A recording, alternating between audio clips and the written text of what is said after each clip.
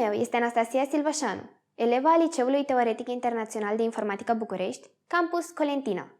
Mai toată lumea a auzit de Mihai Eminescu, cunoscut ca Luceafărul poeziei românești, poetul nostru național, poetul nepereche al României, considerat de cititorii români și de critica literară postumă drept cea mai importantă voce poetică din literatura română.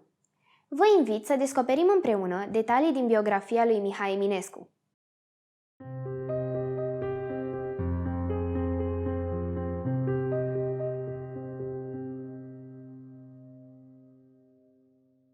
Ocaziile în care poetul s-a lăsat fotografiat au fost rare, foarte rare. Demersul nostru are așadar vocație recuperatoare. Iată povestea celor 4 portrete ale lui Mihai Eminescu. O fotografie făcută în grabă la Praga, în drum spre Viena, în timp ce Eminescu mergea la studii, avea să devină peste ani imaginea cea mai cunoscută a poetului. Acest portret a fost realizat în anul 1869 de fotograful ceh Jan Thomas, în piața Sfântul Wenceslas, numărul 7, atunci când Eminescu avea 19 ani. Imaginea a fost retușată și pusă în circulație de fotograful pictor Bernard Brand din Iași. Era vorba despre o carte poștală după fotografia realizată la Praga. Practic, cea mai cunoscută fotografie a lui Eminescu nu e o fotografie, ci o prelucrare. Așa îl cunoaștem noi pe poet, profil aproape sculptural, frunte înaltă, păr pe spate și papion.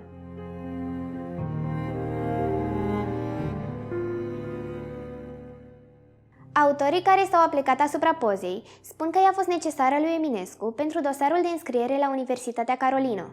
Totuși, Henrietta Eminescu, sora poetului, menționează într-o scrisoare adresată Cornelia Emilian că fratele ei s-a fotografiat pentru hatărul Veronicăi Micle. În epocă, prima fotografie a lui Mihai Eminescu n-a fost percepută ca o imagine absolută, ci a fost văzută ca o fotografie reușită din tinerețe. Totuși, este cea care s-a impus, devenind astfel portretul oficial al scritorului și nu ne-l putem închipui astăzi pe Eminescu altfel decât în fotografia lui Jan Thomas din Praga.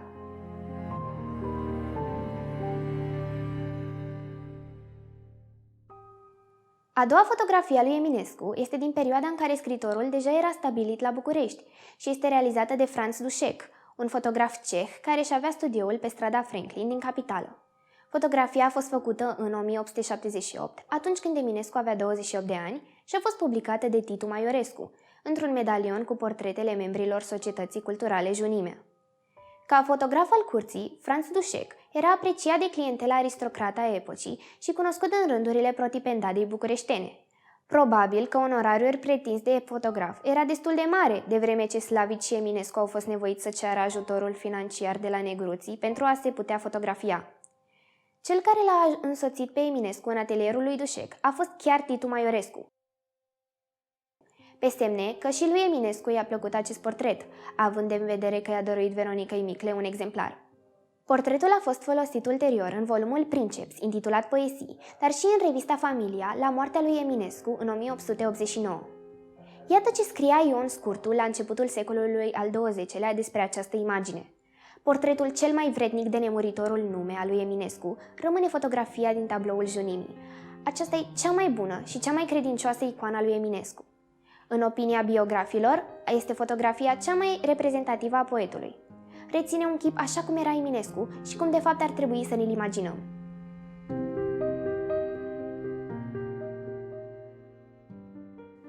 A treia fotografie a poetului, la 34 de ani, este realizată la Iași, între anii 1884-1885, în atelierul lui Nestor Heck, din strada Lăpușneanu, numărul 42. Fotografie în care Eminescu este după primul acces de boală și este făcută printr-o păcăleală, deoarece nu îi plăcea să fie fotografiat. Prietenii l-au convins să facă o poză de grup, însă s-au înțeles cu fotograful și atunci când se pregătea de imortalizarea momentului, ei s-au retras și a rămas doar Eminescu.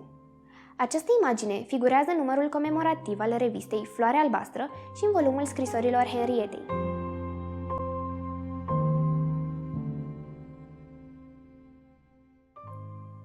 Ultima fotografie a poetului, la 37 de ani, este realizată în 1887 de către fotograful Jean Bieling, făcută probabil în luna noiembrie la Botoșani, când se afla în grija surorii sale Henrietta. Locuia pe strada Sfântul Nicolae, într-o casă în 2 cămăruțe. În această imagine, Eminescu apare răvășit și bolnav. În primii ani de după moartea poetului, aceasta a fost poza care convenea imaginariul unei epoci în care Eminescu era considerat filosoful pesimist, nebun, care a sfârșit în mizerie. Prin urmare, portretul a fost publicat pe coperta primelor ediții Șaraga în 1893 și pe cărți poștale, însă la scurt timp a fost respins de contemporaneitate. După numai 15 ani de la moartea lui Eminescu, deja se afirma că ultima fotografie este înfățișarea unui om de rând, istovit, zdrobit, pierdut, umbra lui Eminescu și nu icoana genialului poet. De-a lungul timpului au existat însă și falsuri, fotografii misterioase, care au stârnit controverse, dar nu au reușit să se impună. Numai 4 sunt recunoscute drept portretele lui Eminescu, iar dintre cele 4, numai unul a rămas în istorie, contopindu-se cu întreaga lume a poeziei sale. O fotografie multiplicată în mii de exemplare, însoțită de o certitudine. Așa a arătat Eminescu, pe baza căreia s-a construit și mitul geniului.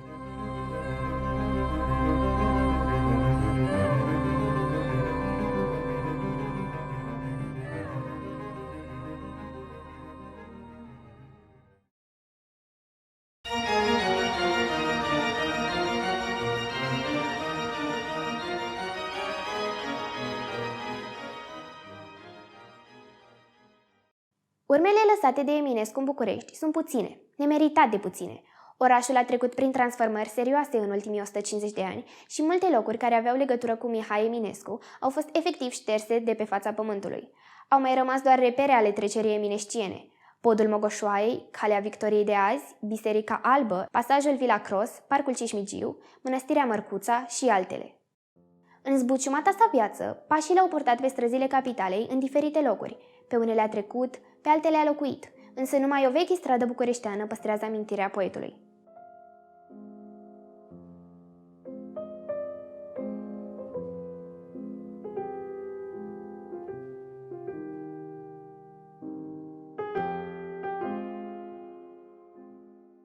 Veșnicul chiriaș grăbit lua cu el cufărul cu manuscrise, cele câteva sute de cărți și faimoasa mașină de cafea, călimările, penele de rigoare și hainele. Moda timpului, care s-a menținut până aproape de cel de-al doilea război mondial, era să-ți schimbi domiciliul de 2 ori pe an, de Sfântul Gheorghe și de Sfântul Dumitru, când se modificau și chiriile și găseai o cameră mai aproape de locul de muncă. După mai mulți ani de pribegie pe traseul Cernăuț-Blaj-Sibiu-Giurgiu, ajunge într-o scurtă vizită în 1868 la București. Se angajează ca suflor și copist, unde primea un salariu de 450 de lei vechi, la Teatrul cel Mare. Ulterior, acesta a fost numit Teatrul Național, avariat în timpul bombardamentelor din 1944 și dărâmat. Acum, în fosta locație a Teatrului cel Mare, este Hotelul Novotel, a cărui fațadă amintește de fosta clădire. Eminescu a locuit în această perioadă în Hotelul Hugues din Calea Victoriei numărul 54, care se află în fața teatrului. Clădirea se găsește și astăzi lângă Hotelul Continental, în variantă modificată, realizată după anul 1890, când i s-a adăugat un etaj și a fost mansardat. Aceasta a fost prima locație din București în care a stat Eminescu.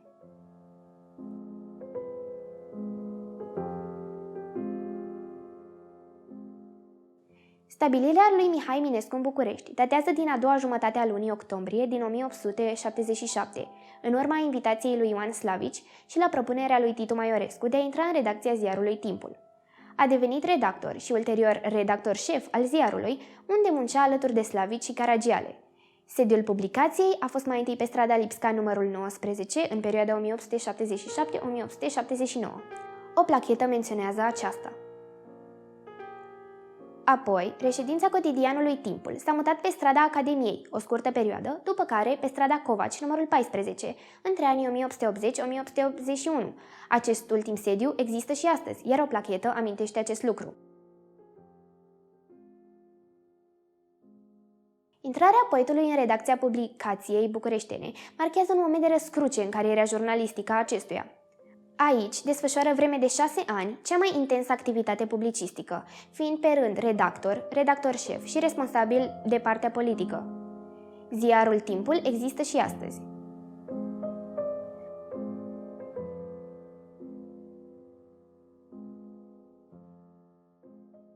În 1877 a devenit chiriașul profesorului Dimitrie Dinicu în strada Speranței numărul 4, la o distanță apreciabilă de redacția ziarului, dacă se ține cont de dificultățile mersului pe pietre de râu.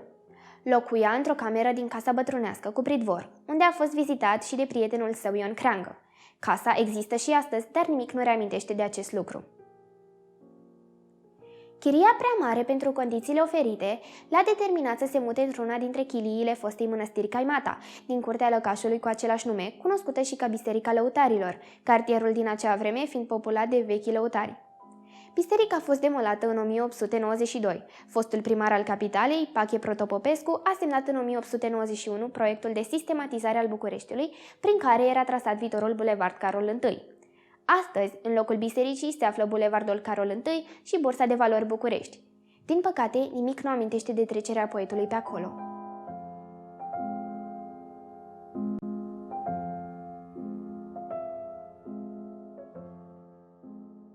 De la Caimata a locuit o perioadă în casele lui Maiorescu din zona Ateneului. Prima, cea din strada Herăstrăului numărul 27, astăzi strada George Enescu. Iar alta, în casa de la începutul străzii Mercur numărul 1, colț cu strada Vămii, unde se mai țineau și ședințele Junimii, actuala stradă Artur Verona. Astăzi, în locul acelei clădiri, e un parculeț și blocul Eva.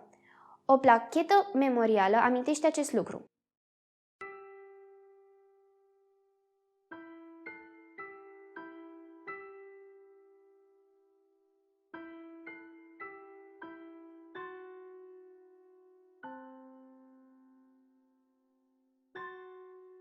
A revenit pe strada Herăstrăului și a locuit în mansarda de la numărul 11 bis, astăzi strada George Enescu numărul 11, unde se află o casă veche renovată și o clădire de birouri, dar nimic nu amintește de Mihai Eminescu.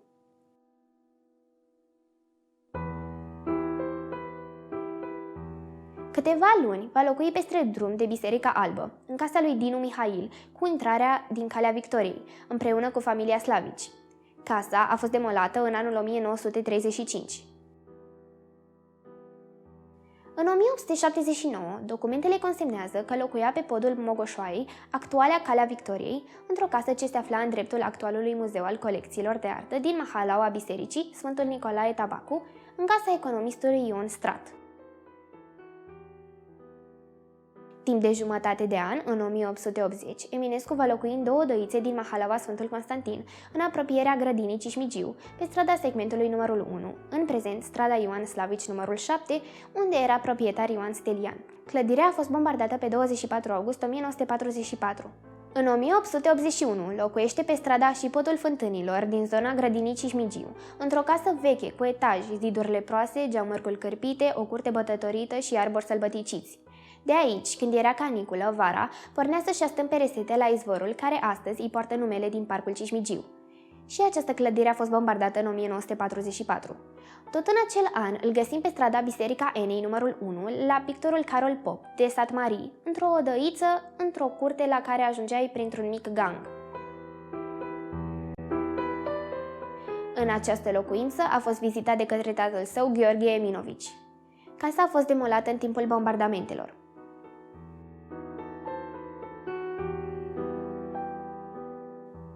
În 1882 a locuit împreună cu Veronica Micle pe strada Buzeș numărul 5, în apropierea Gării de Nord, într-o clădire recent demolată, deși ar fi putut să fie salvată. Clădirea a scăpat de demolarea din anul 1973 datorită implicării scritorilor și academicienilor vremii, dar din păcate a fost distrusă în 2010. Astăzi, în acel loc, nu mai există nicio mărturie a trecerii lui Eminescu și a Veronicăi Micle pe acolo. Fotografiile cu plachetă memorială au fost făcute înaintea demolărilor.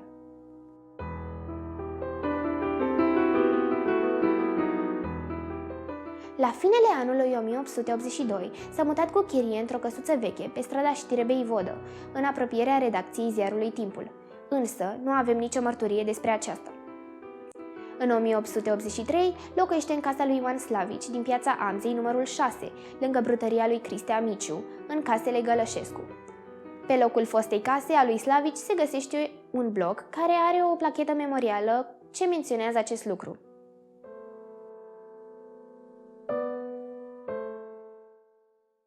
Deoarece nu se înțelegea cu doamna Slavici, Eminescu se mută la prietenul său, inginerul Constantin Simțion, care locuia pe strada Apolodor.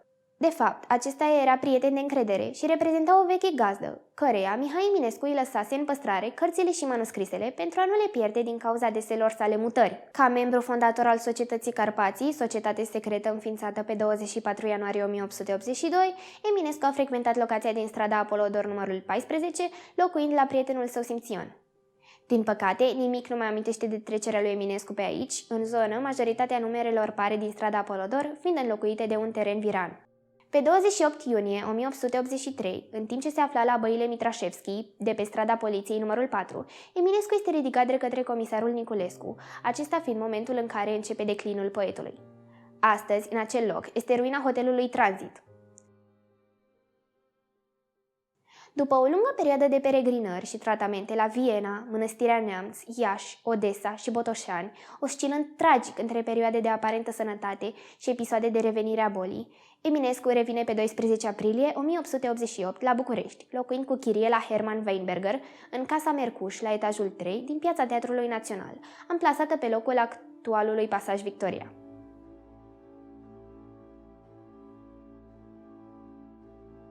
Pe 3 februarie 1889, Mihai Eminescu a fost internat la sanatoriul Mărcuța din capitală.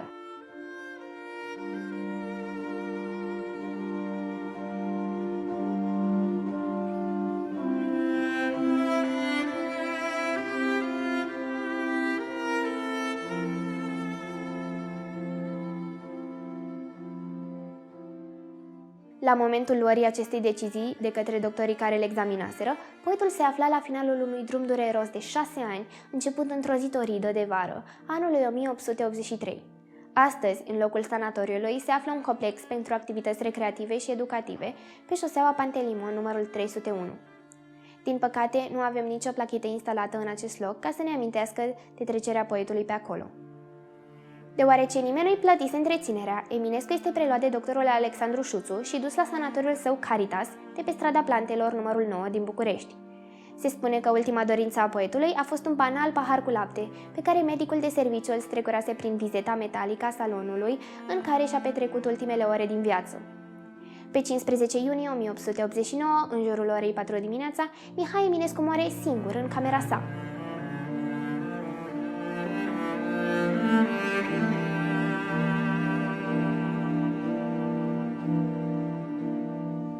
În locația unde a fost sanatoriul de pe strada Plantelor, există o altă clădire construită după 1920 și o plachetă memorială.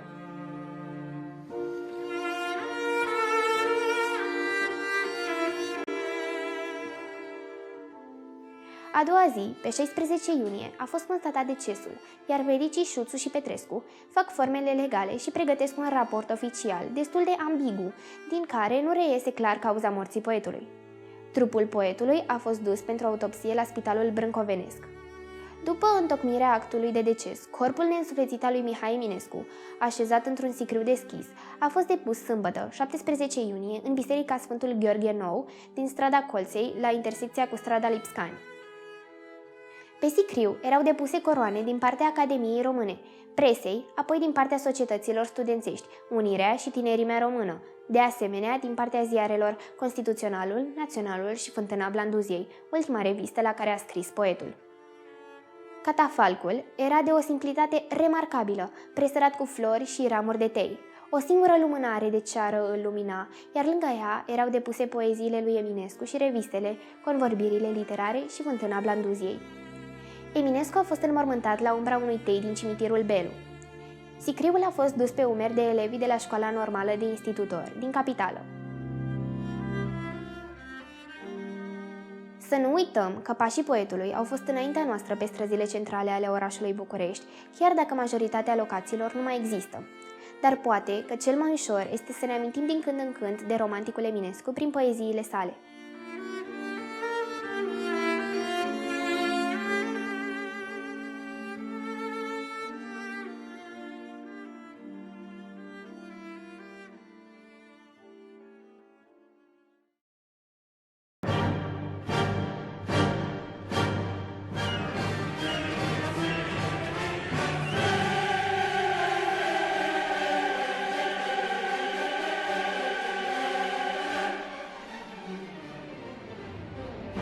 Vă invit să descoperim împreună principalele monumente din București care ne aduc aminte de poetul Mihai Eminescu.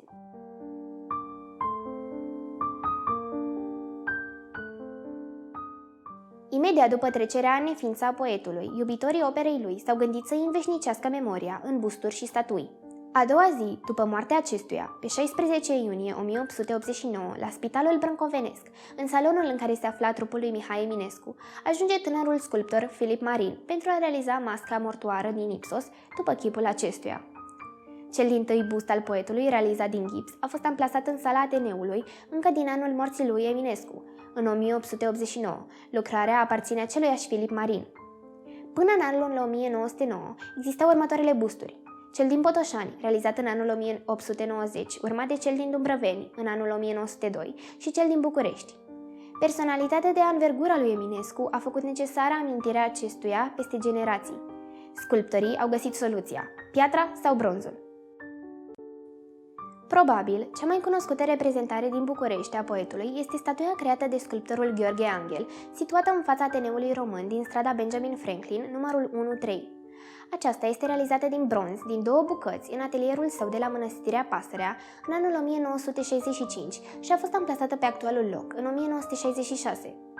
Poetul este înfățișat drept un tânăr cu plete, îmbrăcat doar cu o mantie și o eșarfă în jurul șoldurilor, simbol al vieții trecătoare.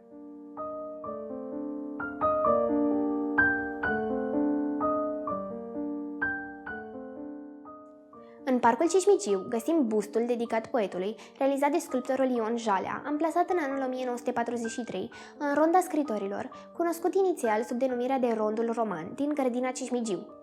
Lucrarea este realizată din marmură de Rușchița și așezat pe un postament de 2,40 de metri înălțime, tăiat în piatră de muscel.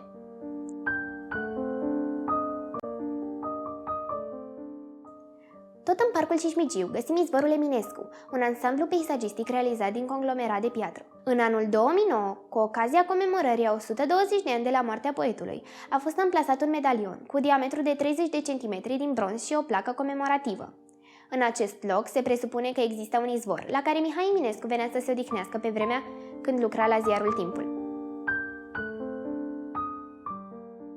Statuia dedicată poetului Mihai Eminescu, din Parcul Regele Mihai I al României, cu fosta denumire Herăstrău, a fost realizat de sculptorul Mihai Onofrei. Lucrarea a fost transpusă în bronz și așezată pe un soclu din beton tencuit în anul 1953. Bustul a fost reabilitat în anul 2016.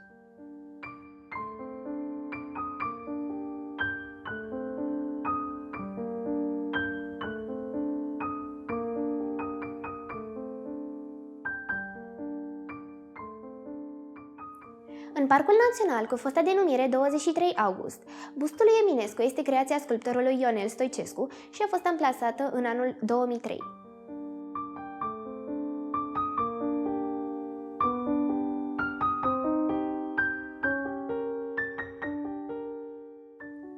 În apropierea mănăstirii Antim, de pe strada George Georgescu, numărul 2, lângă clădirea Colegiului Național Mihai Eminescu, se află un alt bust al poetului.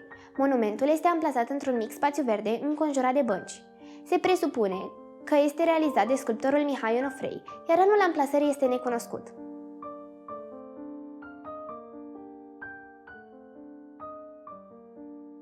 În curtea Ministerului Afacerilor Externe, din strada Alea Alexandru numărul 32, regăsim statuia lui Eminescu, opera sculptorului Ion Jalea, realizată din bronz. Anul amplasării este necunoscut.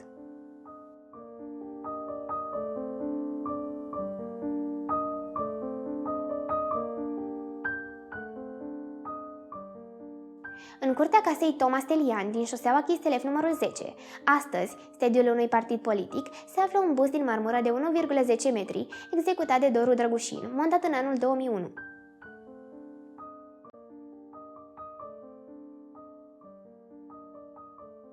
În cadrul ansamblului Grădina Valorilor Românești din Parcul Lumea Copiilor, regăsim printre cele 76 de statui și pe cea a poetului, întregul ansamblu fiind inaugurat în anul 2010.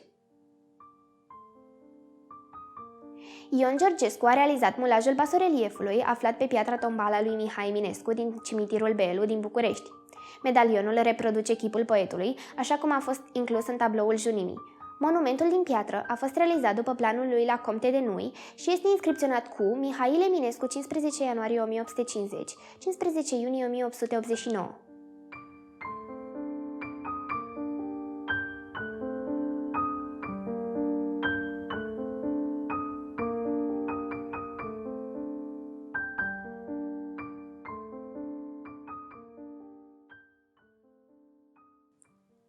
Vă invit să ascultați un fragment din romanța Sara pe deal, muzică de Vasile Popovici, pe versurile celebrei poezii eminesciene. Interpretează corul ICHB Colentina.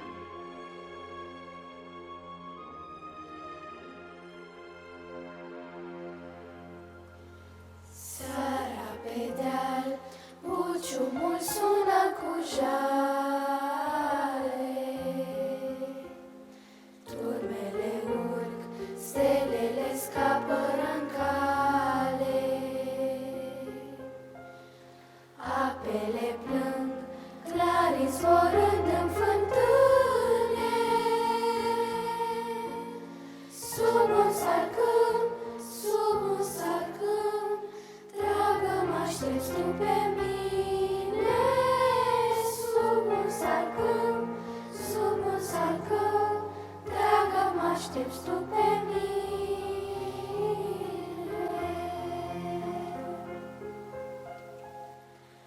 Luna pe cer trece așa sfântă și clară, ochii tăi mari caută-n frunza cea rară, stelele nasc umezi pe bolta senină, pieptul de dor, fruntea de gânduri ți-e plină, pieptul de dor, fruntea de gânduri ți-e plină.